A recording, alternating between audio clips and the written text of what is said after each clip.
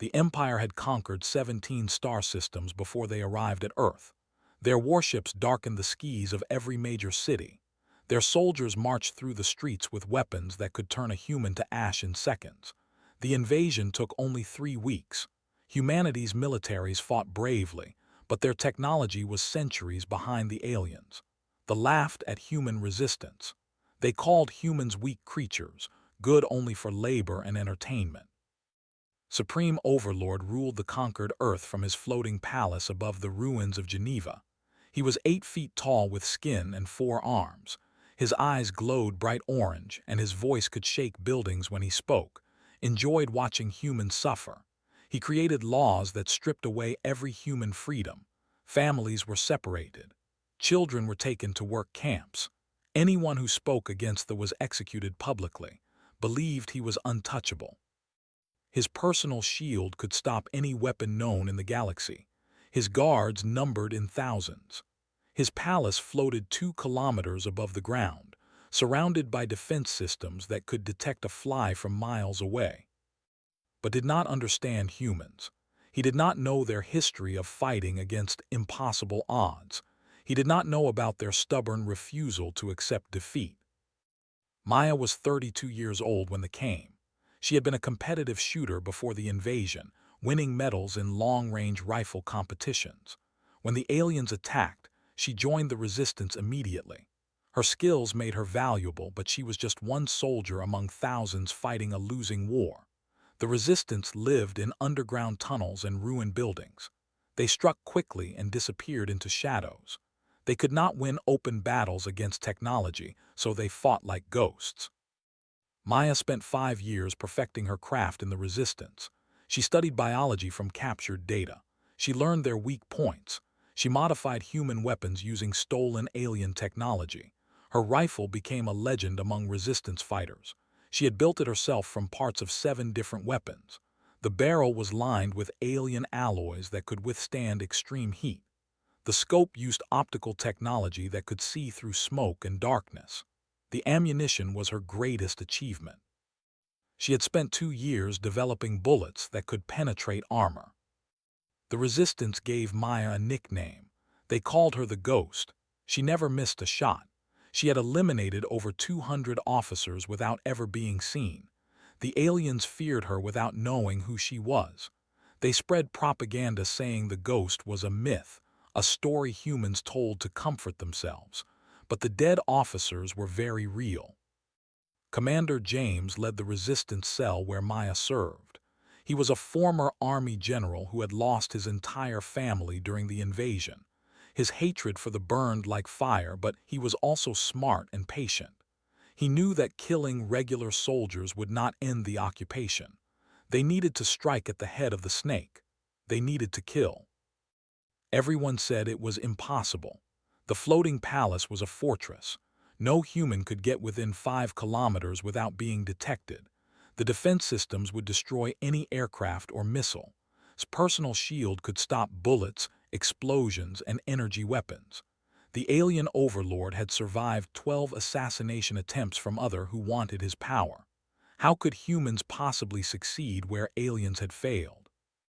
Maya studied the problem for 8 months. She watched the palace through telescopes. She analyzed every piece of information the resistance had gathered. She learned habits and routines.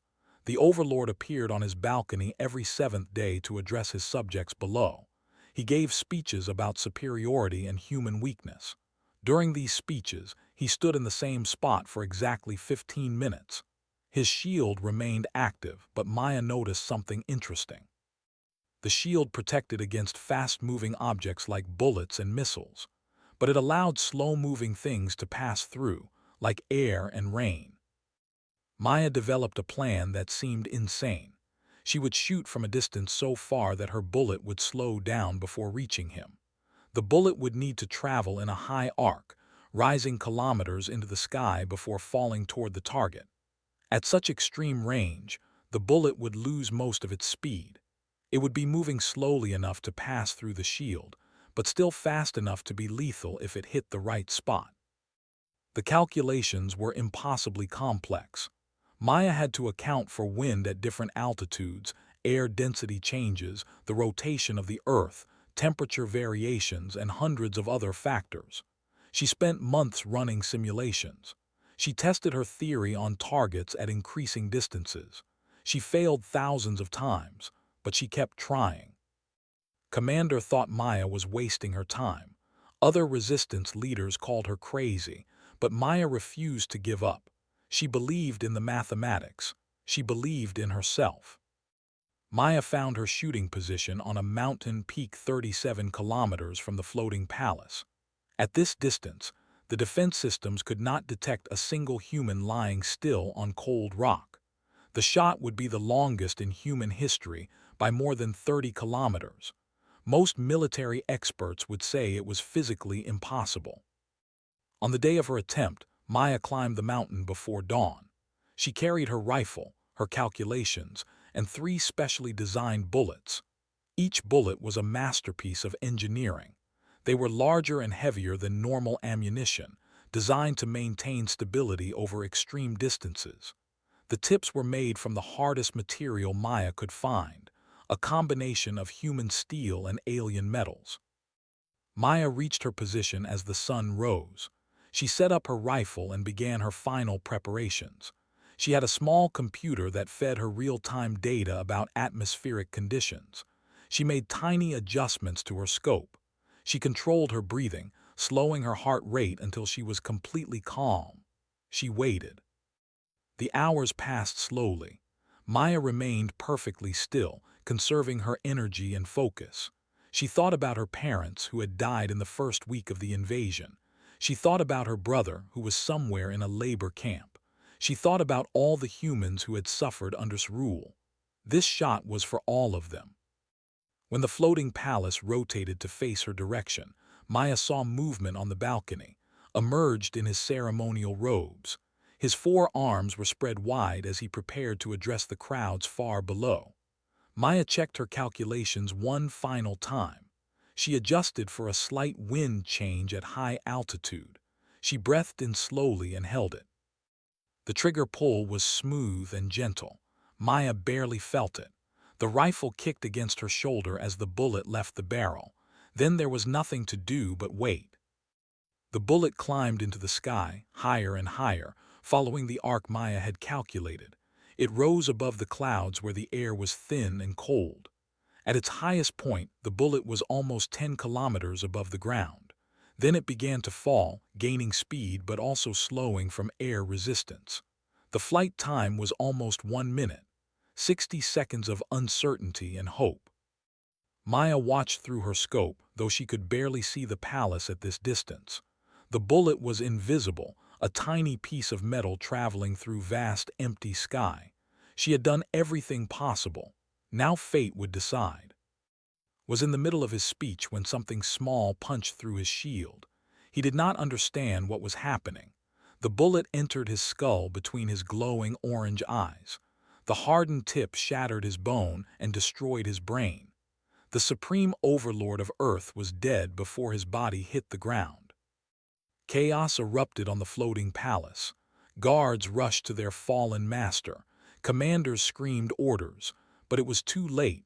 The impossible had happened. A human had killed the most protected being on the planet. News spread across the resistance network within hours. The ghost had done what everyone said could not be done. Maya's name was spoken in whispers, then in proud voices, then in loud cheers. Humans across the occupied Earth learned that their greatest enemy was dead. Hope returned to millions who had forgotten what it felt like. The empire was thrown into turmoil, had ruled through fear and absolute power. His death created a leadership vacuum that sparked fighting among commanders. They turned on each other, each wanting to claim his throne. The occupation force weakened as aliens fought aliens. Maya did not celebrate. She was already planning her next mission, but she understood what her shot meant. It was not just about killing one tyrant. It was about proving that humans could fight back. It was about showing that no one was untouchable, no matter how powerful they seemed. The resistance grew stronger after his death. Thousands of humans who had been too afraid to fight now joined the underground movement. They attacked positions with new courage. They sabotaged alien equipment and rescued prisoners from labor camps. The occupation that had seemed permanent began to crack.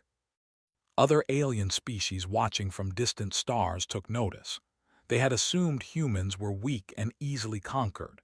The death of made them reconsider. If humans could kill a supreme overlord with a single bullet, what else were they capable of? Some aliens began secretly supporting the human resistance. Others decided to avoid Earth entirely. Maya trained new snipers in the years that followed. She taught them her techniques and shared her knowledge. She created a generation of warriors who could strike from impossible distances. They learned to fear the sky itself. Any alien who showed himself in the open might be targeted by a bullet from kilometers away. The war for Earth lasted another decade.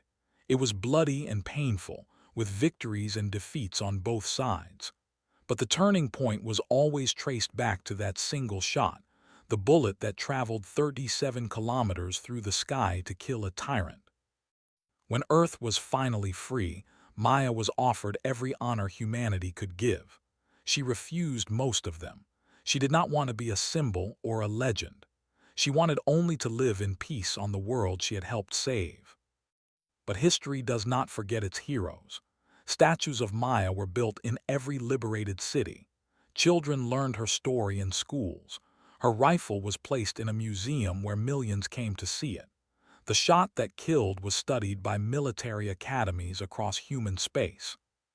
Maya lived to be 93 years old. She spent her final decades in a small house in the mountains, not far from where she had taken the famous shot. She watched humanity rebuild and expand into the stars. She saw her species become respected and feared throughout the galaxy. She knew that humans would never be easy prey again. On her gravestone, they carved simple words that captured everything she had meant to her people. It said only this: she showed us we could win. They never forgot their humiliation on Earth. For centuries after, they told stories of the human ghost who could kill from beyond the horizon. They warned their young to never underestimate the small creatures from the blue planet. Because somewhere out there, a human might be watching through a scope, waiting for the perfect moment to take an impossible shot.